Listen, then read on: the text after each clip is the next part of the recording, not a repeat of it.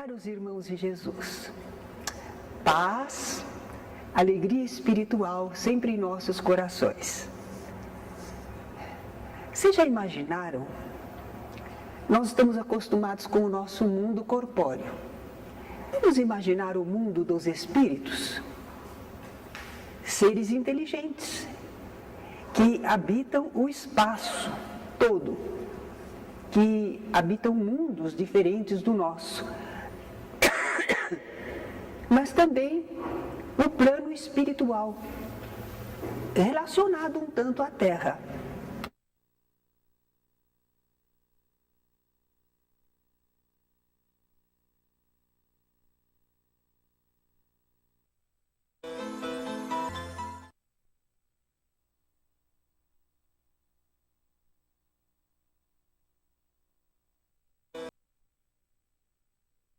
Caros irmãos de Jesus, paz, alegria espiritual sempre em nossos corações. Vocês já imaginaram? Nós estamos acostumados com o nosso mundo corpóreo. Vamos imaginar o mundo dos espíritos?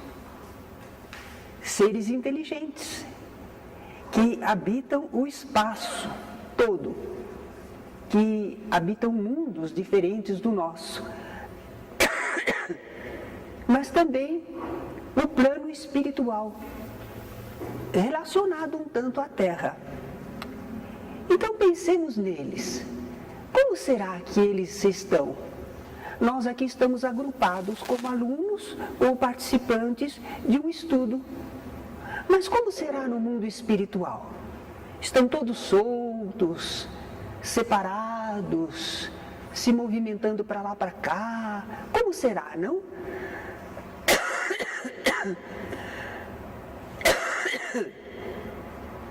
Nós sabemos que nós espíritos, encarnados ou não, nós somos todos filhos de Deus. Constituímos uma grande família universal. Essa é a grande família. Mas nós gostaríamos de saber como é que eles se organizam do lado de lá. Então, através de médiuns, nós temos tido a notícia de que existem colônias, que existem regiões umbralinas, que existem regiões superiores. Nós ficamos imaginando a massa de espíritos, como é que realmente se organiza. Eu acho que podemos comparar assim. Vai haver uma grande festa e as pessoas são convidadas. Sejam crianças, jovens, adultos, mais idosos, todos estão chegando ao grande salão para a grande festa. Estão todo mundo misturado, não é? Parece que não há uma ordem. Mas se nós aguardarmos um pouco, nós vamos ver que as pessoas começam a se agrupar.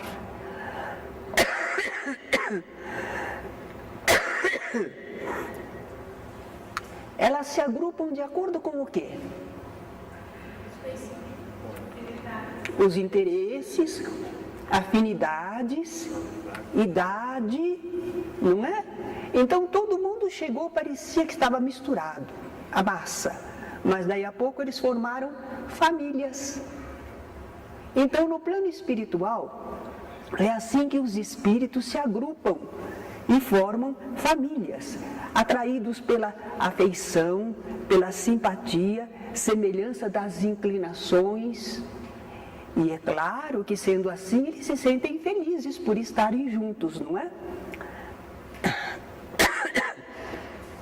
No plano espiritual, a gente não está estacionário. Espírito é espírito e sempre espírito, sim, mas ele evolui, ele progride. Então imaginemos que os espíritos estão aprendendo, estão se desenvolvendo com aquilo que eles podem no plano espiritual. Aqui na Terra eles vêm para porem à prova aquilo que aprenderam, aquilo que exercitaram, vêm testar e colaborar nos desígnios do Criador para organizar este mundo, trabalhar com os seres e as substâncias deste mundo. Muito bem. Então, Então eles têm também progresso, eles não ficam sempre iguais. Agora imaginem que naquelas pequenas famílias que se formaram por afeição, por simpatia, semelhança das inclinações, alguns dos espíritos não estão progredindo tão bem. Por quê? O progresso é uma coisa igual para todos? Não é. Nós vemos aqui na Terra, não é? Então pode ser que alguns deles não estejam progredindo tanto quanto o grupo todo. E o que vai acontecer? Vai acontecer que ele vai ficar desgarrado, que ele não vai se entrosar mais tão bem. Ah, mas o grupo não quer isso, nem ele quer. Eles querem estar juntos. Então, os mais experientes estimulam aquele retardatário, ajudam para que ele se recupere e possam estar sempre juntos, para que não haja separação entre eles. Mas eles não vão ficar para sempre do lado de lá, vão? Eles ainda são espíritos que estão na erraticidade, no espaço entre duas encarnações. E vai chegar um tempo em que alguns deles já estão na hora de reencarnar. E aí? Aí então se separam. Aí se faz uma separação. Não faz, não. Às vezes, uns seguem os outros e eles vêm se reunir aqui na Terra, às vezes na mesma família, ou então num círculo de relações onde eles vão poder se encontrar. Eles querem continuar trabalhando juntos, pelo seu mútuo adiantamento.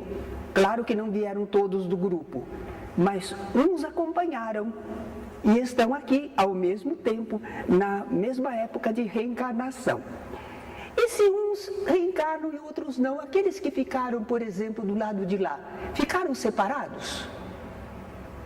Como é que eles podem se unir? Como é que eles podem ter uma comunhão?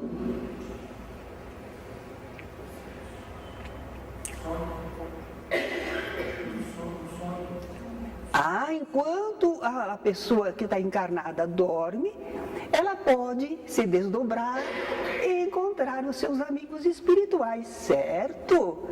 Mas não é só essa forma, tem mais. Através da comunicação mediúnica. Isso, tudo bem, comunicação mediúnica, mas mais simples e mais comum, pelo pensamento. O pensamento nos une a grandes distâncias. Nós não temos a inspiração, nós não temos a telepatia. Então não quer dizer que eles estão separados totalmente, não. Há meios de se comunicarem, não é? E aqueles que não encarnaram e têm condições para isso, eles procuram velar pelo progresso e o bem-estar dos seus queridos que estão na Terra. Nós que estamos aqui, quando sabemos que temos parentes já do lado de lá, nós não oramos por eles? Enviamos vibrações carinhosas, não é? Então eles também fazem assim conosco. Agora, chega um dia em que aqueles que estavam encarnados, eles vão para o lado de lá, retornam à vida espiritual. Aí é uma alegria, aí é uma festa, aí é um reencontro. Aqui na Terra o pessoal chora, por que foi tão cedo? Ai, nós ficamos aqui sem sua companhia. E os do lado de lá dizem, como você demorou, não é? Nós estávamos esperando você chegar, finalmente, que alegria. Então é assim que a gente vê, né, a realidade espiritual. Eles se reúnem como amigos que voltam de uma viagem, cheios de festa, de alegria, não é? Agora, nós espíritos, quando reencarnamos aqui na Terra, poderia ser em outros mundos, mas nós conhecemos aqui a Terra. Quando nós reencarnamos, apesar de termos uma família espiritual, nós vamos começar a formar, nós ingressamos numa família consanguínea, de parentesco. Nós temos um grupo do lado de lá, mas agora estamos entrando num grupo aqui também.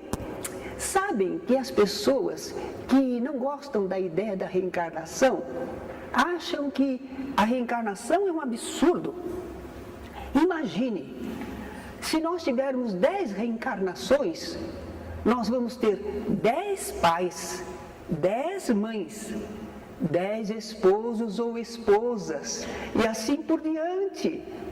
Eles ficam horrorizados, porque estão acostumados a pensar, pai, mãe, filhos, e sempre vai durar essa família, só ela. E agora nós estamos com uma reencarnação abrindo um campo extraordinário de afeições. Nós sabemos que trocamos de posições nas reencarnações, não é? Então imagine. Mas espera lá, não há confusão, não. Não vai haver nenhuma confusão. Porque o que vai restar da nossa reencarnação serão os laços por afinidade, afeição, responsabilidade. Então, esses laços perduram. Não importa se a pessoa era pai, mãe, esposa ou esposa, filho ou filha nosso. Continua o amor, o afeto, a responsabilidade mútua. É isso que perdura. E não causa nenhuma confusão, não. Nós somos seres inteligentes, sabemos nos adaptar às possibilidades. Aliás, no mundo de hoje, a gente vê as famílias, não é? Divorcia, casa de novo, e aí as crianças já têm que se acostumar. Tem 2 pais, 2 mães, tem outros irmãos, não é? E não se acostumam, e não vivem bem. Então, nós também, em relação à reencarnação, não teremos dificuldade, não, porque aumentamos o número de relacionamento familiar. Outros dizem que a reencarnação destrói os laços de família. Como? Olha a nossa família, está destroçada, mesclada. Não, pelo contrário. Se fosse uma única existência, uma vida única, aí sim é que dividiria. Já imaginaram? Antes do nascimento, nós não estávamos ligados a ninguém da família. E quando nós morrermos, poderemos também não estar ligados mais à nossa família. Um vai para o céu, outro vai para o inferno. Olha lá a separação. Aí sim é que divide. Não é a reencarnação que divide a família. São essas ideias antigas que nós possuímos, mas estamos tão acostumados que não pensamos a respeito, não é? Os laços que unem as pessoas de uma família corpórea, se forem puramente materiais. Eu estou com essa pessoa porque é minha mãe. Eu respeito esse homem porque ele é meu pai. Eu cuido destas crianças porque são meus irmãos. A pessoa está ligada por laços materiais, consanguíneos, laços de sangue. Mas é interessante que, observando as famílias, a gente vê que esses laços, às vezes, se extinguem com o tempo. A criança tem dependência dos pais, afeto, ligação. Quando vai chegando aí nos 11, 12 anos, né, não quer saber mais do pai, da mãe, quer cuidar dos amigos, da sua tribo, não é? E às vezes fica moço ou moça, vai embora e às vezes não dá nem notícia. Um pai, às vezes abandona a família, também não dá mais notícias. Mãe é mais difícil que abandone a família, mas acontece também. Então nós vemos que se for objetivos puramente materiais, às vezes alguém casou por interesse, não é? E depois o interesse não deu certo, porque o que ela esperava ou ele esperava de riqueza, de renome, já não está tendo. Então o que atraía ele para aquele casamento já não atrai mais. E aqueles laços se desfazem moralmente já nesta vida. Nesta encarnação não precisou morrer para separar, não. Já separaram aqui. Agora, se houver entre as pessoas a afinidade, simpatia, semelhança das inclinações, não vai separar nunca. Às vezes a vida leva um para um lado, o outro para o outro, mas eles continuam se querendo bem. E quando se encontram, é como se tivesse saído daqui ontem. aquela ligação não termina. Então os espíritos vão se sentir sempre unidos entre si, antes, durante e depois da vida terrena, quando eles têm essa afinidade espiritual. Esses laços a reencarnação não destrói, mas fortalece e aperta cada vez mais. Há um episódio no Evangelho, Jesus estava começando o seu ministério. E lá, na Galileia, ele realizou fenômenos extraordinários e começou a pregação. Ele não havia feito isso antes.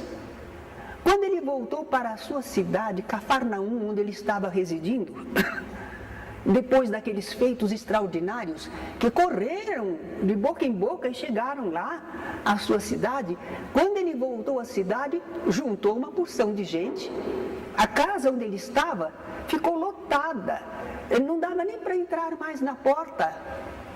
E aí então, narra o Evangelho, que lá à porta chegaram a mãe, irmãos e irmãs de Jesus, família dele. Chegou lá fora, mas não pôde entrar. A casa estava lotada, não dava para entrar. Mas a notícia de que eles tinham chegado, essa entrou, não é? E quando uma pessoa então transmitiu o recado: mestre, aí fora estão tua mãe, teus irmãos e irmãs e te chamam. Jesus disse: quem é minha mãe? Quem são meus irmãos? Será que Jesus não ligava para a sua família? Será que ele se sentia assim, um homem do mundo, e não estava mais preocupado com seus familiares? Jesus era o mensageiro do amor, pregava o amor. Não, ele não iria desmentir. Por que será que ele falou dessa maneira? Nós vamos entender se nesse evangelho, acho que é Marcos, quando a gente volta lá num versículo anterior, a gente vê o que aconteceu com a família. Eles souberam que Jesus estava numa casa cheia de gente. Isso não era usual. O que será que aconteceu? Então eles disseram: está fora de si. Acharam que Jesus tinha enlouquecido, estava perturbado. E saíram para o prender. Então o objetivo dele, chegando lá, não era compartilhar, era retirar Jesus. Estava escandalizando a eles, causando problemas para eles. Ele perdeu a cabeça, está fora de si. E Jesus sabia que eles tinham vindo com esse propósito. Jesus sabia. Como é que ele sabia? Será que alguém foi dedurar a família para Jesus? Não precisava. Será que foi telepatia? Não precisava. É como nós, na nossa família. Quando alguma coisa acontece, a gente diz assim: já sei o que minha mãe vai falar, já sei o que meu irmão vai dizer. Nós conhecemos os nossos familiares e as suas reações. Foi isso que aconteceu com Jesus. Ele sabia, não é? Então ele lançou essa pergunta. E ele lançou essa pergunta, mas aproveitou, porque ele ia dar um ensinamento. Ele não se deixou reter, ele não acusou os seus familiares, mas ele deu um ensinamento para todos. Depois que ele perguntou: quem é minha mãe? Quem são meus irmãos? Ele olhou para aqueles que estavam à sua volta, estavam prestando atenção na sua pregação, estavam querendo partilhar do seu ideal. Então ele disse: todo aquele que fizer a vontade de meu Pai que está nos céus, esse é meu irmão, e irmã, e mãe. Ele estava falando da família espiritual. Aqueles que sintonizavam com o seu ideal, com esse interesse pelas coisas da alma, esses faziam parte da família de Jesus, não é? Então nós aprendemos nesse episódio que existe uma família corporal e existe uma família espiritual. E nós, quando lemos essa passagem, é como eu, por exemplo, eu assisti aqueles filmes norte-americanos antigos, porque agora todo mundo briga, não é mais um filme bonito, mas antigamente Eles mostravam aquelas famílias que se confraternizavam, eram felizes juntos um do outro. Quando era época de Natal, como agora, né? Cada um se preocupava em fazer alguma coisa com suas próprias mãos para presentear os entes queridos. Eles tinham geralmente um instrumento em casa, um instrumento musical, e eles tocavam um instrumento e cantavam em conjunto. Ah, que ambiente lindo! Aquilo fazia lágrimas vir aos meus olhos. Eu me emocionava, eu sou difícil de chorar, mas naquela hora eu chorava. Era muito lindo ver a família assim, reunida, tão amiga. E nós olhamos a nossa família corporal. Gostaríamos que ela fosse uma família espiritual, mas geralmente acho que não é não, né? Não é bem assim. Não, nossa família é importante para nós, mas dizer que é uma harmonia, que é uma felicidade, o convívio, bem, aí não é a mesma coisa não é? Nós queríamos que fosse uma família espiritual, todos pensando e sentindo da mesma maneira, sem nunca haver problemas maiores nem dissensões. E em vez disso, aí a nossa família, salvo exceções. De vez em quando a gente encontra uma família que é muito amorosa e muito unida, mas isso é exceção. Por que será que a nossa família é assim? Emmanuel, no livro Leis de Amor, ele nos diz: ninguém possui sem razão esse ou aquele laço de parentesco, de vez que o acaso não existe nas obras da criação. Ele respondeu bem, né? Nos elos da consanguinidade, através das portas benditas da reencarnação, reavemos o convívio de todos aqueles que se nos associaram ao destino, pelos vínculos do bem ou pelos vínculos do mal. Nós estamos unidos a esse grupo de pessoas, não é? A lei divina nos colocou unidos. Então a família que nós temos é aquela que fomos construindo ao longo das existências. A família que nós temos traduz as nossas afinidades espirituais.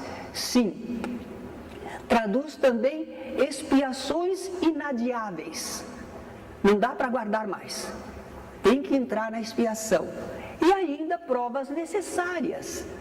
E quem sabe também, nós temos na família o ensejo de fazer uma boa obra em especial.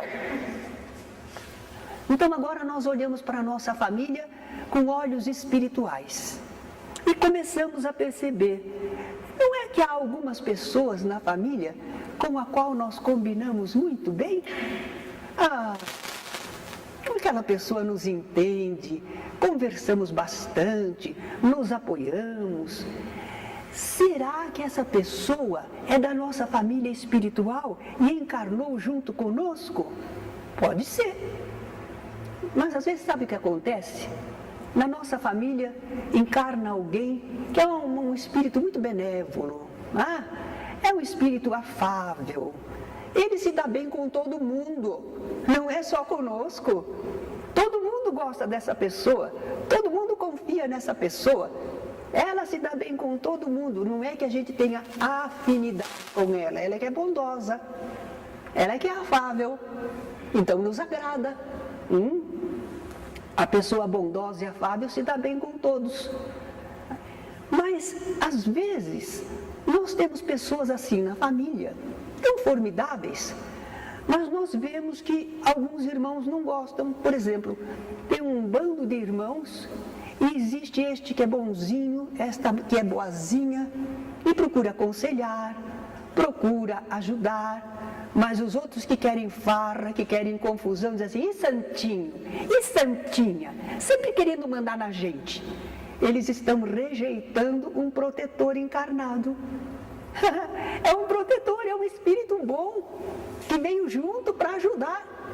Mas eles têm livre-arbítrio e eles estão rejeitando, não é? Agora, com outras pessoas na família, nós nos damos sai faísca. Não pode nem ficar perto. Passou aqui perto, pronto. Já saiu algum atrito, não é? São opositores naturais, gratuitos. Bom, Se forem, mesmo assim, qual é a nossa atitude? Evitar o agravamento. Não nos interessa entrar em conflitos. E se for uma ligação de vidas anteriores? Por isso aquela pessoa está ali, não é?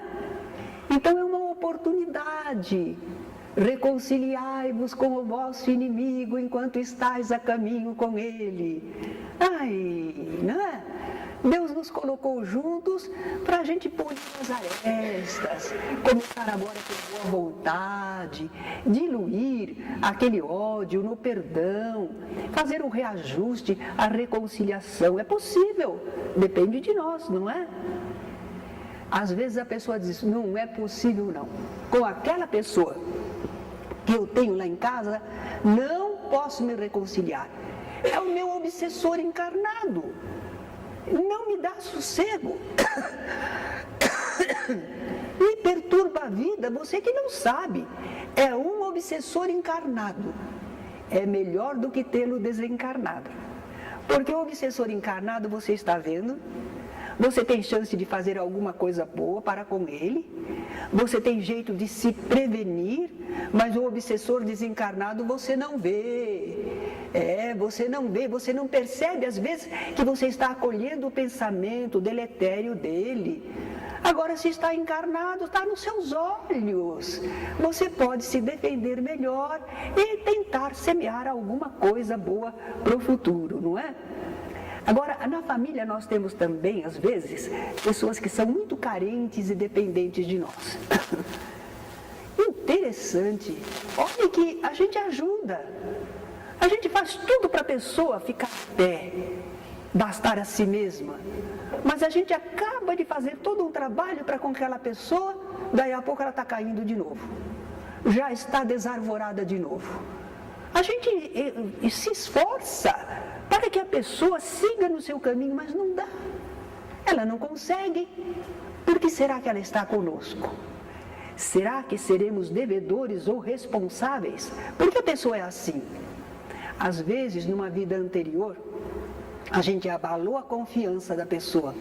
A gente desestruturou a pessoa. E agora a pessoa é assim. Ela não tem autoconfiança. Ela não tem condições de perseverar. Ela desanima, ela se perturba, ela se desequilibra. E a nossa obrigação é ampará-los, recuperá-los, por isso que está ali ao nosso lado. Deus não nos condena para sempre, mas nos diz assim, meu filho, aí está teu irmão, você prejudicou a ele, agora você ajuda ele, recomponha. Então lá vai uma encarnação inteirinha, procurando recompor a pessoa, e a gente acha ruim, sem saber que é a misericórdia divina ainda, né? Não, eu acho que eu não deveria nada a essa pessoa, não, acho que eu não fiz nada para ela. Não fez? Então, está aí uma oportunidade maravilhosa. Sem dever nada, você tem a oportunidade de servir, de ajudar quem é necessitado. Se quer fazer caridade lá fora, faz caridade aqui em casa, não é?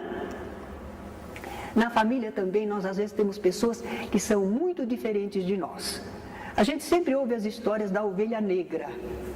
Aí todo mundo seria bonzinho e alguém não é. Não estou pensando nisso, não. Eu estou só dizendo que é diferente. Não, eu não disse que é mal. É diferente. A família toda tem um modo de criação, tem um modo de pensar na vida, tem um modo de comportamento, aceito por todos. Mas aquela pessoa é diferente. Aquilo que forma sentido para nós, não forma sentido para ela. Ela pensa diferente, tem atitudes diferentes. Então, por que será que essa pessoa está perto de nós? Parece que não é da família. Ela serve para testar nossas virtudes e serve para a gente observar ângulos diferentes da vida. Se a gente ficasse só entre os nossos, que são afins, nós só conheceríamos isso. Não conheceríamos outro tipo de pessoas. Por isso, na casa espírita, quando a gente faz o atendimento aos espíritos, é um trabalho lindo, porque a gente toma conhecimento de modos de pensar, de sentir, que a gente nunca viu. E a gente aprende. Por que a pessoa é assim? Como sente? O que se pode fazer com ela? E às vezes nós temos isso na família, essas pessoas esquisitas, diferentes de nós, não é? Então a nossa família, como estamos vendo, é heterogênea, tipos humanos muito variados. Mas isso não é mal. Isso é ótimo para o progresso, para o desenvolvimento. Todas essas criaturas reunidas estão nos solicitando, testando, estimulando, requerendo alguma coisa de nós, e com isso a nossa vida cresce mais. Nós nos desenvolvemos mais, somos mais solicitados, maior soma de experiências e realizações. Não tem importância que a nossa família seja assim heterogênea. O único problema é que a gente saiba como agir em família. Então, lembremos, a família é uma instituição humana e divina. Por que ela é humana, uma instituição humana?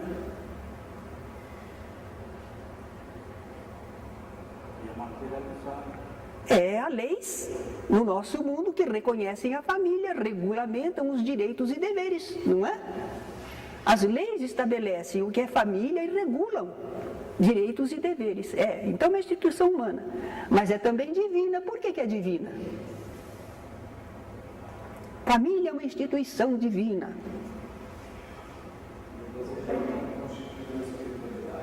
Como?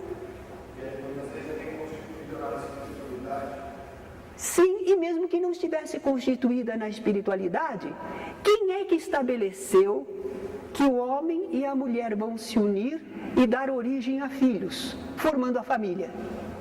Deus. Então é uma instituição divina.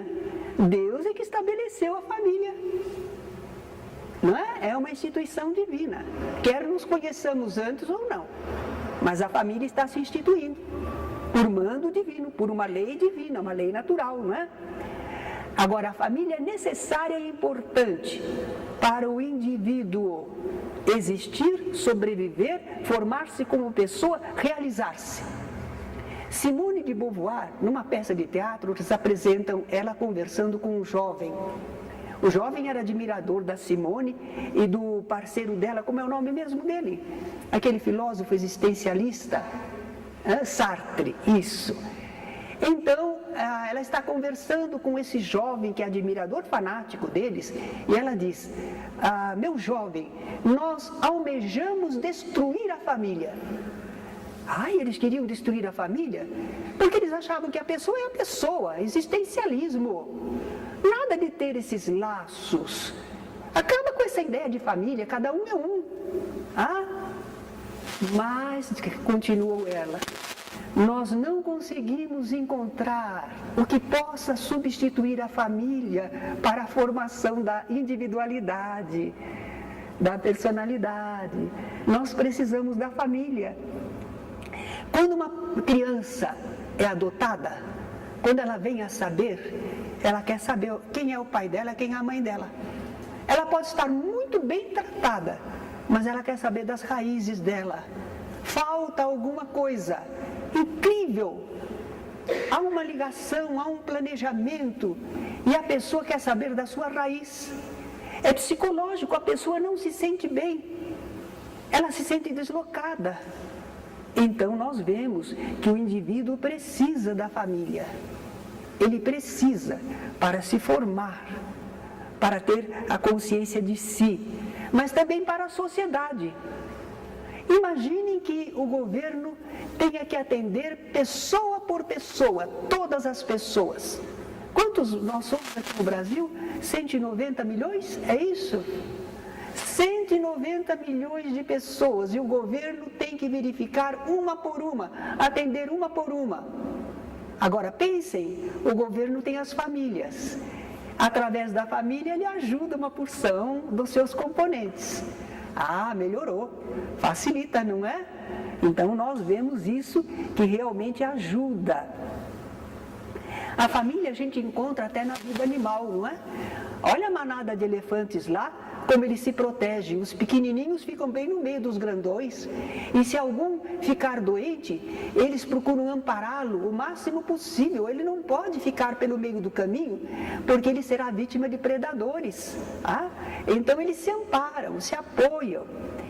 E essa questão de família, eu encontrei uma lembrança. Clifton Webb era um ator muito interessante, e ele fez um filme em que ele tinha, ele já tinha vários filhos e casou-se com uma senhora viúva que também tinha vários filhos. O pessoal disse que loucura, parece que eles tinham 12 filhos na soma total.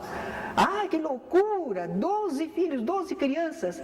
E ele respondeu, é mais barato as dúzias. Tem que comprar meia, compra uma dúzia no atacado. Tem que comprar uma camiseta, é no atacado. Então é mais barato. Mas isso não é só nesse filminho, não. Porque, por exemplo, os jovens vêm estudar em Campinas. Se um sozinho tiver que pagar o apartamento, a pessoa que faz a faxina, se ele tiver que pagar sozinho o telefone, o condomínio, vai ficar muito dispendioso. O que é que ele faz? Ele forma uma família, a República. Ele junta para partilhar, não é? As atividades e os recursos. Então a família é muito interessante e importante para o indivíduo, para a sociedade.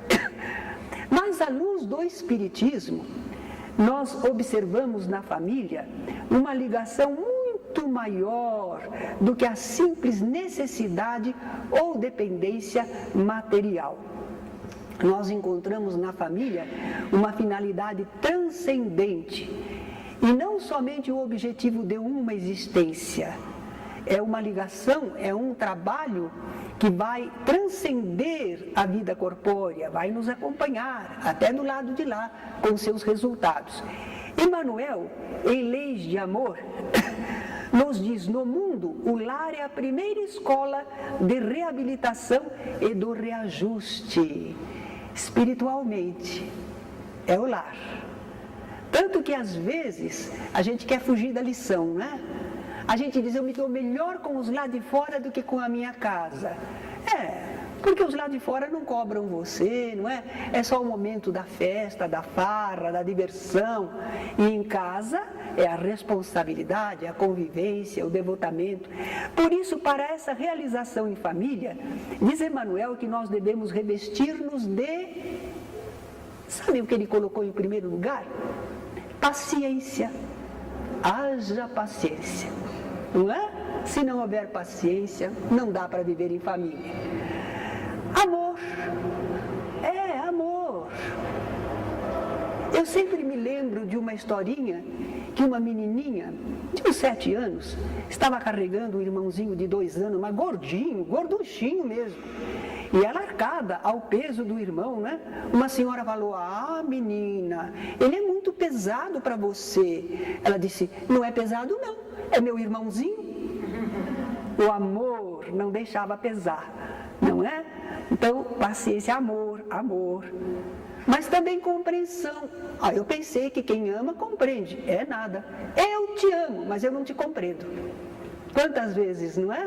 A gente vê isso na família. Não, eu gosto de você, mas olha, não compreendo como é que você age e o que você pensa. Devotamento. Eu amo muito você, mas não faço nada por você. Que amor, não é? Tem que ter devotamento.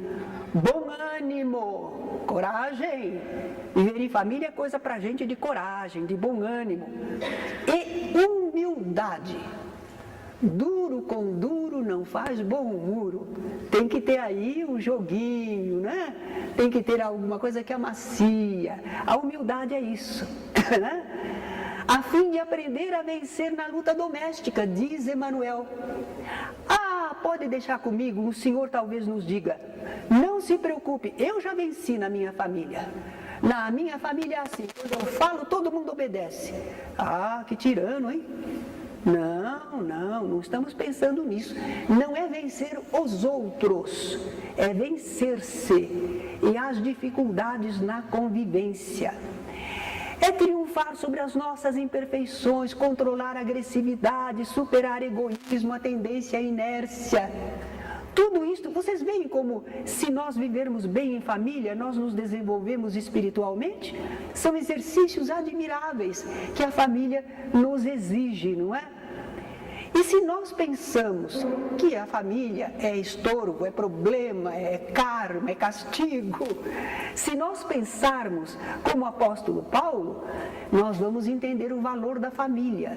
Diz ele, se alguém não tem cuidado dos seus, e principalmente dos da sua família, negou a fé. Olha, negou a fé por quê? Bom, porque a nossa convicção é amar a Deus e ao próximo.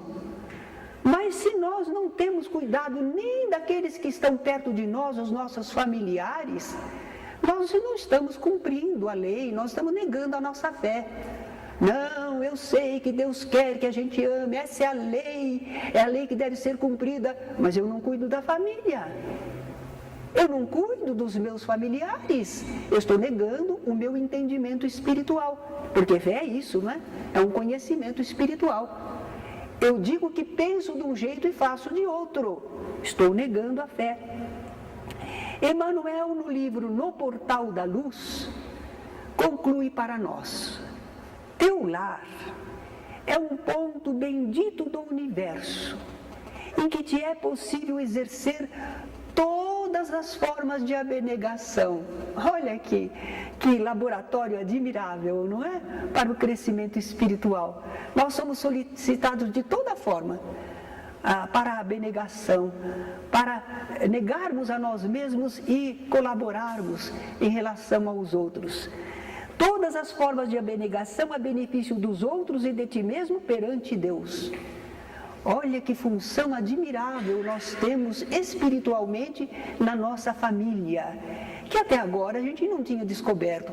Até agora a gente pensava assim, não, é coisa de sangue, né? A gente precisa, imagine, é laço de sangue. Se não cuida da família, precisamos cuidar, é sangue do meu sangue. Nós pensávamos assim. Agora nós estamos sabendo que não é só problema de sangue, é uma ligação espiritual, é um projeto espiritual de progresso, é um trabalho de reajuste em conjunto. E nessa família, que é um ponto dito para nós no universo, nele nós podemos exercer todas as formas de abnegação, que vão fazer a gente esquecer um pouco de si e abrir-se mais para o semelhante. E finalmente conclui Emmanuel, e fica esse pensamento conosco, deve ficar em nossa mente vibrando e acompanhar-nos. Pensa nisso e o amor te iluminará.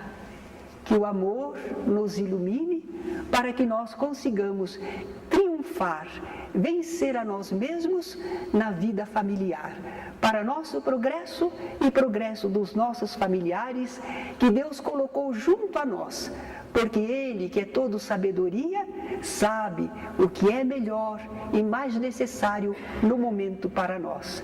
Então, que Deus nos abençoe e que nós sejamos aquela pessoa familiar que consegue fazer da vida em família um aprendizado, um serviço e, por que não, uma alegria espiritual constante.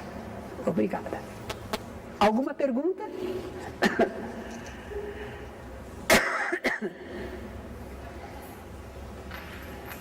Alguma perguntinha por causa da família, dos problemas? Não sou consultora sentimental, mas uma troca de ideias a gente pode fazer.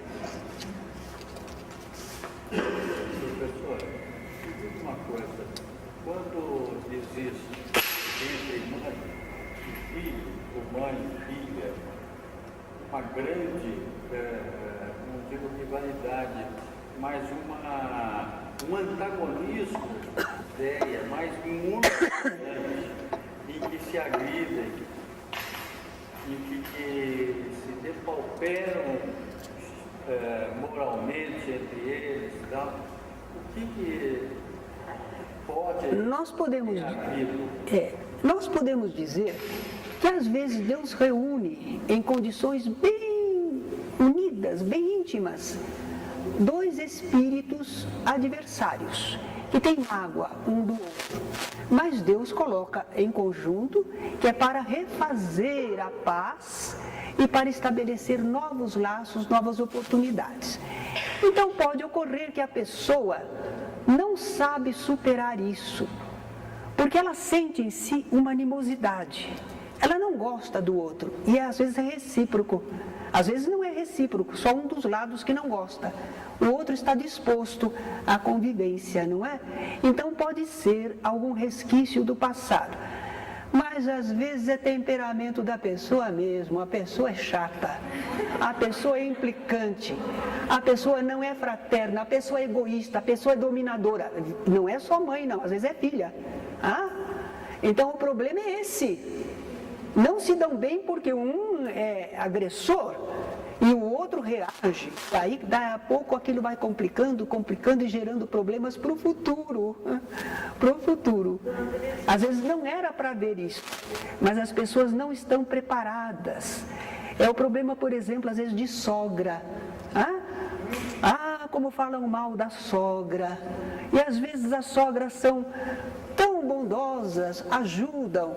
Mas qual é o problema da sogra? É que às vezes a pessoa não está preparada. A mulher que teve seu filho, cuidou, porque geralmente é com o genro, não é? O problema é esse, né? Então, ela não está preparada, ela cuidou, não é com o genro, é com a nora. Ela cuidou daquele filho, ama aquele filho, preparou o filho, e aí vem outra mulher e toma conta dele. E não lhe dá valor e a desmerece. Se essa sogra for inteligente, se ela for um espírito evoluído, que não quer briga, quer paz, ela vai semear algo bom, ela vai respeitar a nora, ela vai agradar, ela vai guardar certa distância, ela não vai querer intervir demais em relação aos filhos da nora, não é? Ela vai ser inteligente. Se ela não for e tiver a atitude de que está enciumada e que ela gostaria de ver o filho sozinho de novo e necessitado dela, aí é um problema. Às vezes a nora vai ter que ser muito inteligente, vai ter que ser muito atilada espiritualmente para não deixar a coisa progredir a tal ponto. Como vocês veem, o nosso relacionamento não é só na família, de modo geral, vai depender muito da nossa capacidade de respeitarmos o semelhante, de sabermos conviver com o semelhante, de sabermos manter o nosso próprio campo, mas também não invadirmos o campo ali. É questão de inteligência, conviver é questão de inteligência, não é? Então há muitos problemas, às vezes o filho é apegado demais à mãe, aí causa problema também. Então, e tudo isto por quê? Para a gente aprender. Quem aprender melhor, quem souber fazer melhor, passa pela vida, como alguns genros dizem, minha sogra é um anjo. Uma nora diz, minha sogra é uma segunda mãe para mim. Depende muito de nós. E também da nossa necessidade espiritual, de às vezes sermos colocados com uma sogra que realmente não é compreensiva. E às vezes tem queixa de nós lá do passado. Calma, suportação, semeadura para o melhor. Quanto possível, evite os atritos. Quanto possível, semeie a bondade. E no resto você tem que usar de inteligência, resguardando a si mesmo, porque você não é para ser dominada, não é para ficar à mercê de outra pessoa, em nenhuma das situações familiares. Entretanto, às vezes alguém na família é muito devotado, é muito tolerante, e nós dizemos assim, se fosse eu não suportava. Mas você não tem a relação que aquela pessoa tem espiritualmente com a outra, você está vendo de fora e você olha friamente, mas às vezes aquela pessoa espiritualmente está aconselhada por seu amigo espiritual, paciência, aguarde mais, pensando no bem. A pessoa sente dentro de si uma responsabilidade. Os outros dizem, mas essa pessoa não age bem com você. Tudo bem, ela sabe, mas ela sabe também que alguma coisa dentro dela pede para ser tolerante, compreensiva e perseverar. Então nós de fora não podemos saber. Por que uma mulher tolera um marido ou um marido tolera uma mulher? Nós estamos de fora. Mas cada pessoa que está vivendo na família, ela quando pensa, às vezes ela não é muito religiosa, mas ela vai lá para dentro de si mesma e na sua consciência, às vezes ela encontra esse apelo, esse amparo espiritual para que suporte, para que tolere, para que siga adiante, não rompendo os laços, não abandonando familiares. Terezinha, a senhora está falando para mim, quando um casal se une, ou uma mulher, e eles não conseguem ter filhos. Então, às vezes, hoje ele faz para a gente inseminação. Por quê? Às vezes não consegue, não tem filho. Muitas vezes houve algum problema lá no passado e a pessoa não valorizou a oportunidade de gerar novos corpos, de ajudar outros espíritos.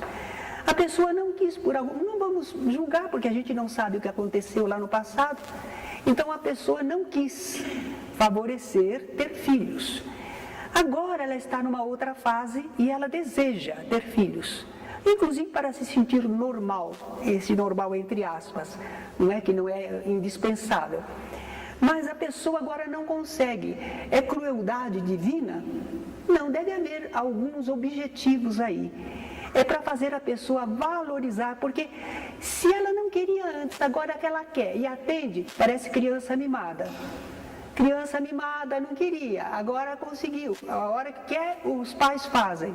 Aí a criança não aprende o valor de alguma coisa.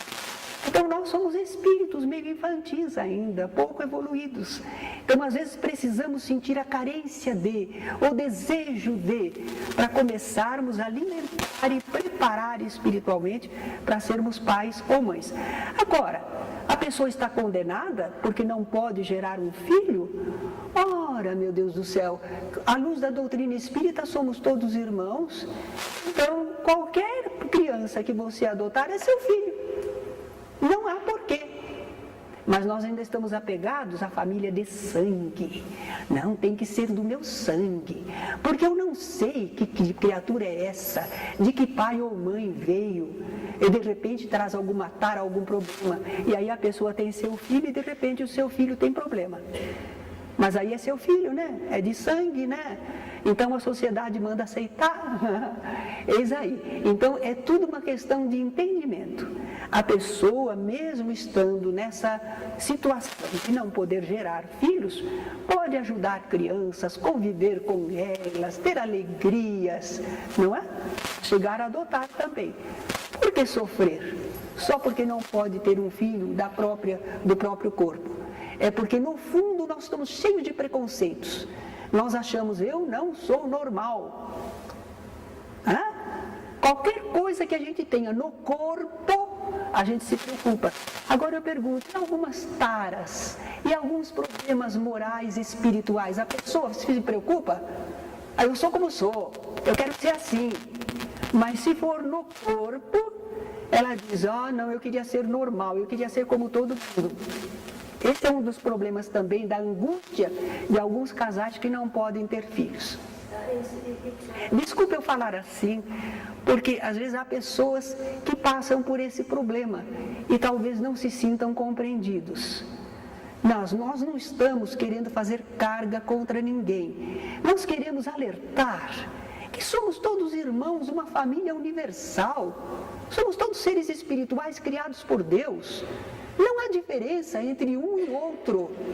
Então não fiquemos sofrendo presos por preconceitos, por ideias antigas, que a doutrina espírita vem e nos liberta, se quisermos aceitar.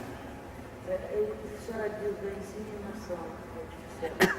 Pode ser, porque é um meio que nós estamos tentando, os homens estão aprendendo a trabalhar com o corpo humano. Não é proibido.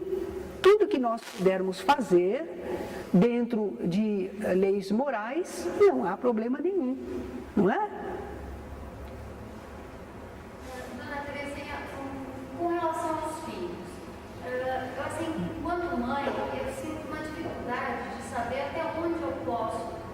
questão educacional sem interferir no livre-arbítrio. Por exemplo, um adolescente. A gente é tudo, desde que nasceu, a gente tem uma responsabilidade com relação a ele, mas ele é um indivíduo também, né? Um espírito encarnado.